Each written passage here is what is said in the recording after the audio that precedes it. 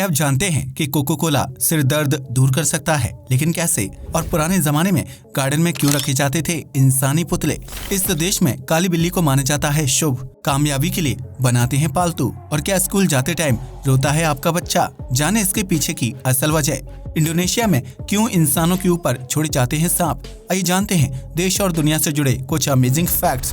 Fact number 1, अगर आप रोजमर्रा की जिंदगी में एक कप कॉफी पीते हैं या फिर अपना मनपसंद गाना सुनते हैं तो आप ज्यादा लंबे समय तक दुखी नहीं रह सकते हैं। दरअसल एक वैज्ञानिक शोध से पता चलता है कि रोजाना कॉफी पीने या फिर गाने सुनने से इंसान का मूड अच्छा होता है और उसे खुशी का एहसास होता है, क्योंकि इन दोनों ही प्रक्रियाओं के दौरान शरीर में हैप्पी हार्मोन्स रिलीज होते हैं। इन चीजों के इफेक्ट का पता लगाने के लिए शोधकर्ताओं ने 6 साल की मेहनत के बाद माइंड वॉच तैयार की थी, जो दिमाग को पढ़ने और उसकी स्थिति को समझने में अहम भूमिका निभाती है। ऐसे में अगर आप भी डिप्रेशन और एंजाइटी से दूर रहना चाहते हैं तो कॉफी का सेवन करें, अपना मनपसंद म्यूजिक सुनें, जिससे आपको क्रिएटिव बनने में भी मदद मिल सकती है। फैक्ट नंबर 2, यूँ तो जापान टेक्नोलॉजी के मामले में काफी आगे है, लेकिन इस देश में लोग काली बिल्ली को अपना सौभाग्य मानते हैं। दरअसल जापान में प्राचीन काल से ही काली बिल्ली को शुभ माना जाता है, जो सुख, समृद्धि और सौभाग्य का प्रतीक होती है। ऐसे में कई जापानी लोग अपनी बुरी किस्मत को अच्छा करने या फिर जीवन में कामयाबी हासिल करने के लिए घर पर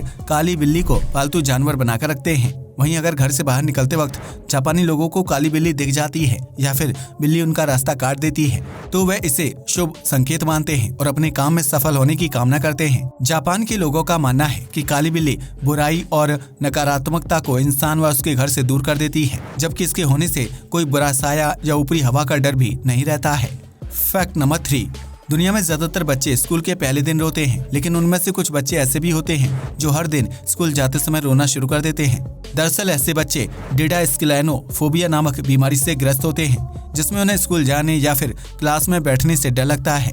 डिडास्केलेनोफोबिया एक ग्रीक शब्द है, जिसमें डिडास्को का मतलब पढ़ाई और फोबिया का अर्थ डर होता है।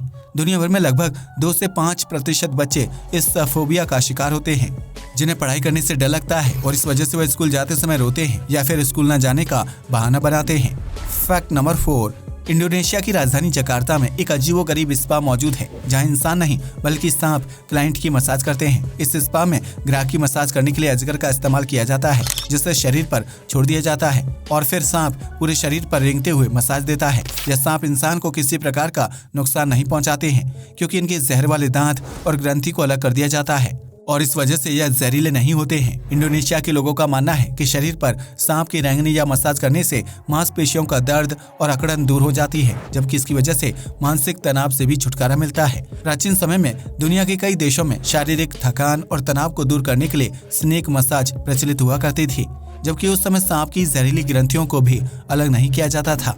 फैक्ट नंबर 5, आज आप जिस कोका कोला का सेवन कोल्ड ड्रिंक के रूप में करते हैं, उसका आविष्कार सिर का दर्द दूर करने के लिए किया गया था। दरअसल 18वीं शताब्दी के दौरान जैकब फार्मेसी में काम करने वाले डॉक्टर जॉन पेम्बरटन एक सिरप तैयार कर रहे थे। इस दौरान उन्होंने कैफीन और कोला की पत्तियों को सोडे के पानी में मिलाकर एक ड्रिंक तैयार की थी। उस ड्रिंक को कोका कोला नाम दिया गया था, जिसमें मौजूद कैफीन से दर्द से काफी हद तक राहत दिलाने में मददगार साबित होता। वहीं इस ड्रिंक को जब आम लोगों ने चखा तो उन्हें उसका स्वाद काफी पसंद आया था, लेकिन उस समय कोका कोला को ड्रिंक के रूप में नहीं पिया जाता था, बल्कि लोग उसे सिर दर्द की दवाई के रूप में पीते थे, क्योंकि कोका कोला को एक फार्मेसी कंपनी ने बनाया था। लेकिन आम लोगों को कोका कोला का स्वाद इतना पसंद आया कि वह उससे सिरप की जगह सॉफ्ट ड्रिंक की तरह पीने लगे थे, जिसके बाद कोका कोला की मांग तेजी से बढ़ने लगी और यह देखते ही देखते एक विश्व प्रसिद्ध सॉफ्ट ड्रिंक बन गई थी। फैक्ट नंबर 6, प्राचीन काल में कई अमीर लोग अपनी गार्डन की सुंदरता बढ़ाने के लिए पुतले रखते थे, लेकिन यह पुतले मिट्टी के नहीं बने होते थे, बल्कि वह असली इंसान होते थे। इस तरह के लोगों या पुतलों को हर्मिट्स कहा जाता था, जिन्हें अमीर लोग पुतला बनने की नौकरी पर रखते थे।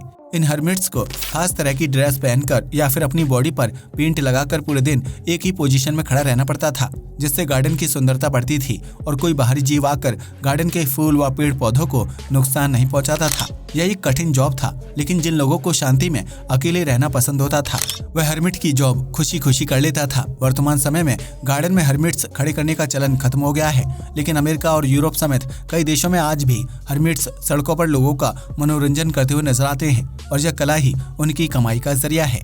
आज के लिए बस इतना ही। वीडियो पसंद आया हो तो इसे लाइक और शेयर करें। धन्यवाद।